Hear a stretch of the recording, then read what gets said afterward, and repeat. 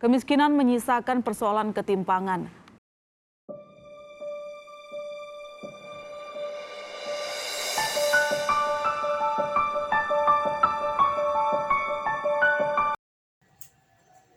Bismillahirrahmanirrahim. Assalamualaikum warahmatullahi wabarakatuh. Selamat berjumpa kembali dengan saya Laule Maha di sini di channel Nyembir. Sebelum lebih lanjut, melalui kesempatan ini saya berharap kepada kita semua dalam kondisi terbaik kita, sehat walafiat, diberkahi hidup kita dan dimudahkan rezeki kita. Sahabat sosiologi di seluruh Nusantara, kali ini kita berjumpa, kita akan bahas curhat mengenai materi pembelajaran sosiologi, khususnya materi kelas 12 semester genap.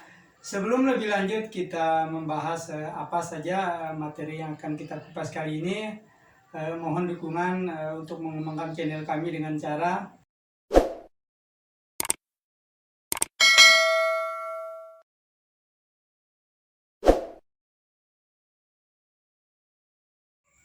sahabat-sahabat sosiologi di seluruh Nusantara. Kita kembali ke tema utama kita. Kita jelaskan sedikitnya ada 3 hal yang melatar belakangi timbulnya ketimpangan sosial. Sebelum kita bahas, kita kupas lebih jauh tentang apa saja yang menjadi faktor tersebut. Ada baiknya kita flashback ke belakang, kita ingat kembali apa sesungguhnya yang dimaksud dengan ketimpangan sosial. Ketimpangan sosial adalah adanya ketidakseimbangan atau adanya jarak, adanya jurang yang timbul di tengah-tengah masyarakat. Jadi jurangnya cukup melebar, jaraknya cukup melebar, yang terjadi di tengah-tengah masyarakat yang disebabkan oleh adanya perbedaan status sosial, perbedaan status ekonomi, ataupun perbedaan status budaya.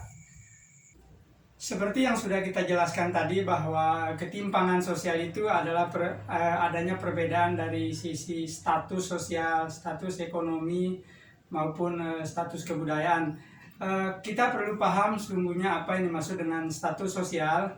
Status sosial itu sesungguhnya adalah tempat atau posisi seseorang dalam suatu kelompok sosialnya dibandingkan dengan orang lain dalam kelompok tersebut.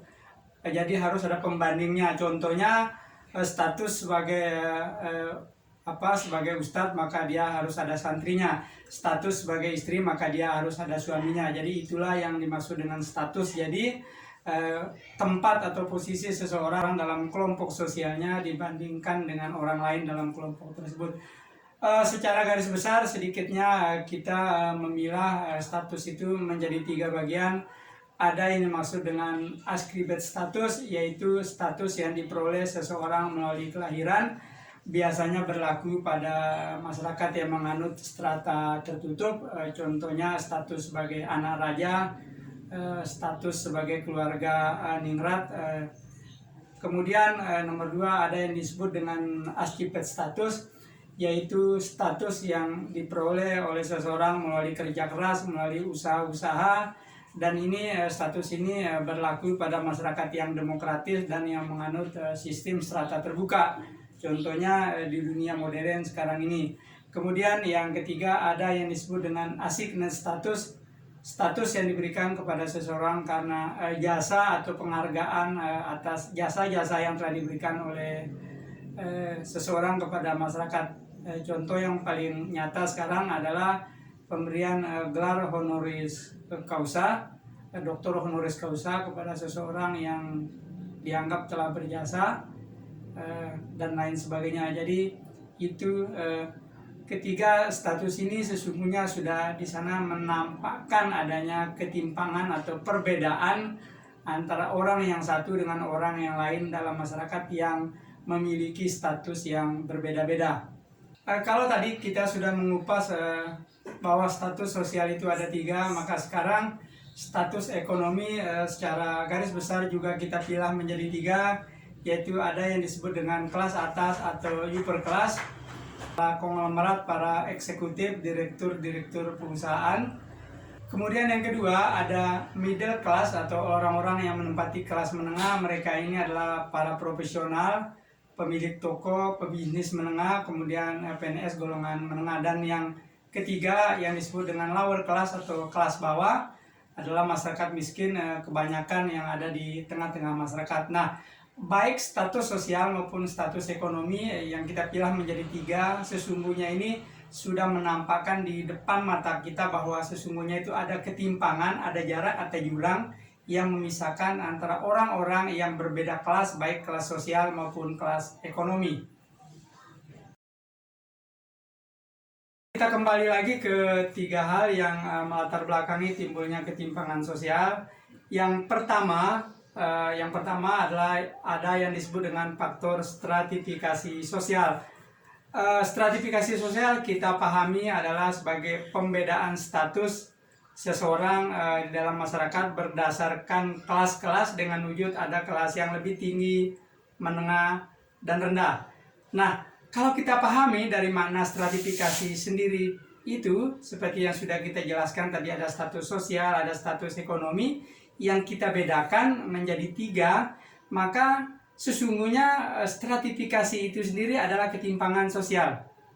Nah, itu dari sisi pengertian. Kemudian stratifikasi sosial secara garis besar kita pilih menjadi 2. Yang pertama ada yang dimaksud dengan stratifikasi tertutup, adalah stratifikasi yang tidak memberikan peluang kepada anggota strata lain untuk berpindah status, baik status dari bawah ke atas maupun dari atas ke bawah. Dan ini biasanya berlaku dengan stratifikasi sosial terbuka. Stratifikasi ini memberikan kesempatan atau peluang kepada orang-orang di dalam masyarakat dengan upayanya, dengan kerja kerasnya, untuk dapat berpindah status dari status yang berada di bawah menuju ke lapisan yang ada di atasnya. Namun sesungguhnya seperti yang sudah dikatakan tadi, bahwa stratifikasi sesungguhnya adalah ketimpangan, karena sesungguhnya strata itu adalah sebuah perbedaan. Kita tidak lagi berbicara tentang strata yang sifatnya tertutup, yang memang menutup kesempatan orang untuk menyamakan statusnya dan dia memelihara suatu ketimpangan. Kita berbicara mengenai stratifikasi terbuka yang memberikan peluang dan kesempatan kepada seseorang untuk naik kelas, untuk menyamakan kelasnya dengan upaya-upaya dan kerja kerasnya. Namun sesungguhnya orang-orang yang ada di posisi strata paling atas ada ketidakrelaan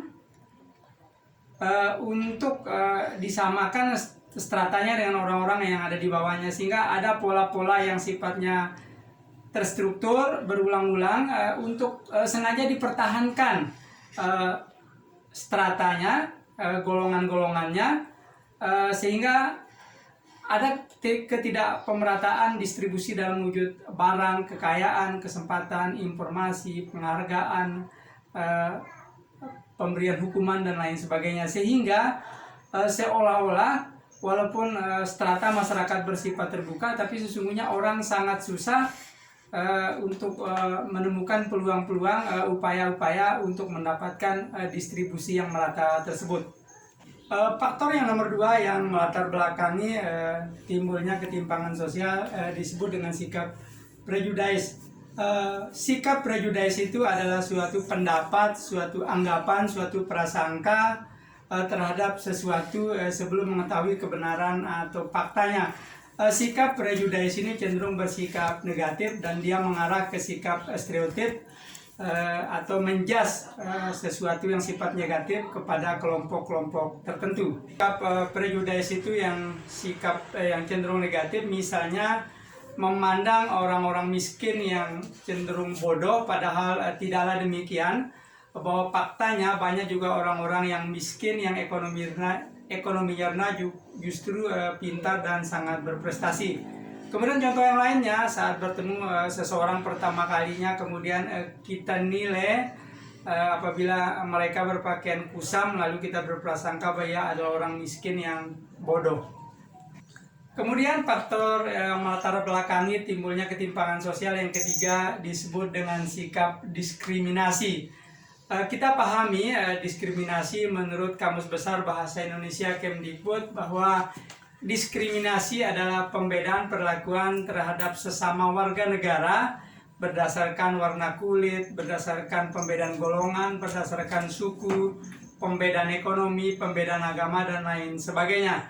Kita pahami sedikitnya ada 5 jenis diskriminasi, yaitu diskriminasi berdasarkan suku, ras, dan agama, itu sering disebut dengan SARA.